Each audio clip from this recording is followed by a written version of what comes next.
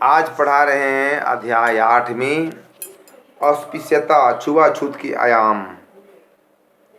छुआछूत क्या है?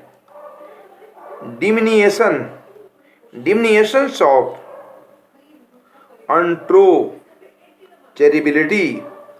अस्पृश्यता के 3 प्रमुख आयाम हैं। छुआछूत के 3 आयाम हैं। अब जानिएगा छुआछूत क्या है, छुआछूत कौन किसे कहते हैं, क्या अर्थ है। एग्जाम में आएगा छुआछूत से क्या समझते हैं, छुआछूत का क्या अर्थ है और अस्पृश्यता का अर्थ क्या है, अस्पृश्यता से क्या समझते हैं। तो अस्पृश्यता का अर्थ होता है छुआछूत। साधारण बोलचाल की भाषा में लिखना है, अस्पृश्यता का साधारण बोलचाल की भाषा में अर्थ है छुआछूत। समझ गए? अब देखना है अस्पृश्यता के 3 प्रमुख आयाम कौन कौन है। एग्जाम में आएगा अस्पृश्यता के आयाम कौन कौन है। लिखिएगा एग्जाम में, अस्पृश्यता के आयाम 3 प्रकार के होते हैं। कौन कौन? बहिष्कार या अप्रवर्जन, बहिष्कार या अप्रवर्जन। दूसरा है अनादर और अधीनता, दूसरा अनादर और अधीनता। तीसरा है शोषण। तो अब इसको आपको जानना है कि अस्पृश्यता, छुआछूत के ये तीनों ही आयाम समान महत्व रखते हैं। अछूत जातियों के लोगों को प्रायः इन तीनों ही आयामों से अनेक जीवन काल में 2-4 होना पड़ता है कि नहीं। समाज से अलग रहना पड़ता है, छुआछूत की भावना है, मंदिर नहीं जाना है ना। और आपको बहुत तरह से इनको अपने में कंट्रोल करना है ना। जैसे देखिए, वास्तव में देखा जाए तो अस्पृश्य जातियां तथा कथित निम्न जातियों को जहां शोषण और अधीनता का सामना करना पड़ता है, परंतु उन्हें बहिष्कार का दंश उतना नहीं झेलना पड़ता जितना कि अछूतों को सहना पड़ता है। उदाहरण के लिए देखिएगा, अछूत लोगों को सार्वजनिक स्थानों जैसे मंदिर, कुआं, हैंडपंप, घाट आदि के उपयोग की मनाही होती है। अछूत को मंदिर जाना माना है, कुआं का पानी लेना माना है। देख रहे हैं, हैंडपंप, चापाकल से पानी लेना माना है। घाट, जिस घाट में छठ होती है, पूजा पाठ होती है, वो घाट भी नहीं जाना है। कितनी दुर्भाग्य की बात है देश की स्थिति का। ये छुआछूत की भावना, मनुष्य ने, भगवान ने जन्म दिया सभी को, और भगवान ने सभी को जीने का अधिकार भी दिया है। गौर कीजिए, उसका भी 5 अंगुली, मेरा भी 5 अंगुली। लेकिन एक चीज है, तुम अछूत हो। ये अछूत क्या है भाई? 4 वर्ण भगवान ने बांट दिया है, ब्राह्मण, क्षत्रिय, वैश्य, शूद्र। ब्राह्मण का काम है पूजा करना, क्षत्रिय काम है रक्षा करना, वैश्य काम है बाजार करना, और शूद्र काम है सेवा करना। सेवा तो करता है शूद्र, लेकिन कितना उसको मुसीबत से झेलना पड़ता है, आप सोचे हैं कभी? एग्जाम में लिखना है कि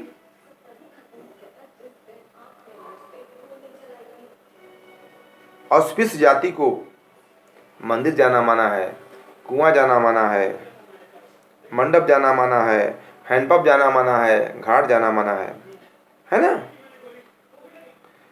साथ ही उन्हें अन्य धार्मिक समारोह, त्योहार, उत्सव आदि में भी भाग लेने पर पाबंदी होती है। गौर किए हैं, कहीं वो यज्ञ हो रहा है तो नहीं जा सकता है, पाबंदी है, क्योंकि छोटा जात का आदमी है, वो कोई जी को छू नहीं सकता है, छुआ जाएगा। कितनी दुर्भाग्य की बात है, सोचने वाली बात है। अछूतों को प्रायः द्विज जाति के लोगों द्वारा अपमानजनक व जाति सूचक शब्दों का प्रयोग कर बुलाया जाता है। जाति शब्द सूचक बोल के बुलाया जाता है, जिसको हम बोल नहीं सकते हैं, एक शिक्षक है। लेकिन जाति सूचक शब्द का अर्थ समझते हैं? उस जाति से अपशब्द बोल के बुलाया जाता है। जाति सूचक शब्द, जात को बोल के बुलाया जाता है। कितना घृणित अर्थ है। अछूतों को प्रायः द्विज जाति के लोगों द्वारा अपमानजनक और जाति सूचक शब्दों का प्रयोग कर बुलाया जाता है। इसके अलावा इनसे जबरदस्ती सम्मान प्रदर्शित करने वाली कार्य जैसे धार्मिक उत्सवों व त्योहारों पर ढोल नगाड़े बजवाना, द्विज जाति के लोगों के सामने आने पर पगड़ी उतारना, सिर झुकाकर खड़े रहना, जूते उतारकर हाथ में पकड़ लेना, अधिक साफ सुथरे कपड़े और पहनना आदि का कराए जाते हैं। इसके अलावा अछूतों का अत्यधिक आर्थिक शोषण भी किया जाता है, जैसे बिना मजदूरी के कार्य करना या अन्य अर्थ में बेगार करना, फ्री में काम कराना। कितनी शोषण है अछूत को, दबंगों द्वारा किया जाता है, सब कोई नहीं करता है ऐसा। इस प्रकार हम कह सकते हैं कि आपत्तिजनक, अपमानजनक, अनादर और अधीनता सूचक शब्दों का प्रयोग और कार्य करना अस्पृश्यता की एक प्रथा बन चुकी है। यह एक अखिल भारतीय घटना है जो संपूर्ण भारत में किसी न किसी रूप में विद्यमान है। देश के विभिन्न भागों में इसे विभिन्न रूपों में देखा जा सकता है। देश के विभिन्न भाग में पाइएगा। हम ब्राह्मण हैं तो मेरे आए हो नीचे बैठो, कुर्सी में नहीं बैठ सकते हो। अगर ब्राह्मण के यहाँ पानी पी लिया अछूत तो गिलास को धो के जाएगा, अछूत दिया तो छुआ जाएगा, दंड कर देगा उसको। आगे देखिए, पिछली कई शताब्दियों से भिन्न भिन्न नामों से पुकारा जाता है, जैसे अछूत, चंडाल, डोम, चमार आदि। ये शब्द भाषाई तौर पर अत्यंत अपमानजनक और निंदात्मक है।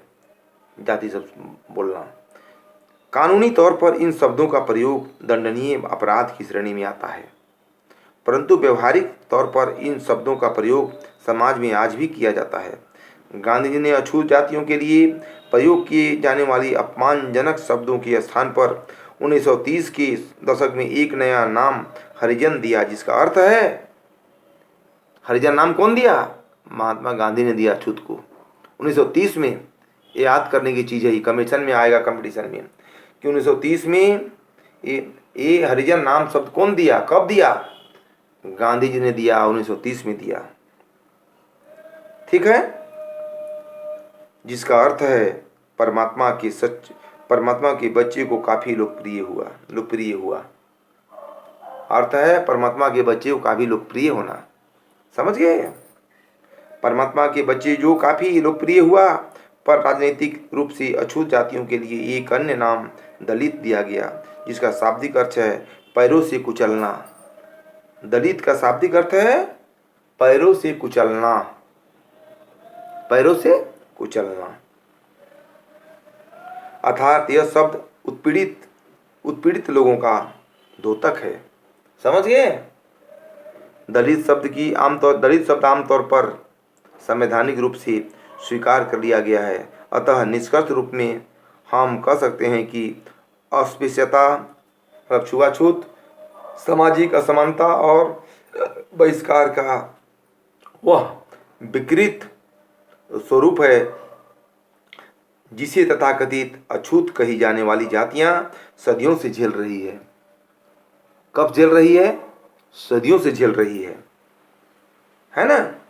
तो यही कारण आज ये जातियां समाज को मुख्य धारा से जोड़ने के लिए प्रयासरत हैं, परंतु व्यवहारिक तौर पर आज भी समाज इन्हें घृणित दृष्टि से देखता है। इनके द्वारा किए गए जाने वाली कार्य जैसे मैला ढोना, सीवर साफ करना, वही लेटरिन साफ करना, शौचालय की सफाई करना आदि कार्य इनकी वास्तविक सामाजिक स्थिति को दर्शाती है।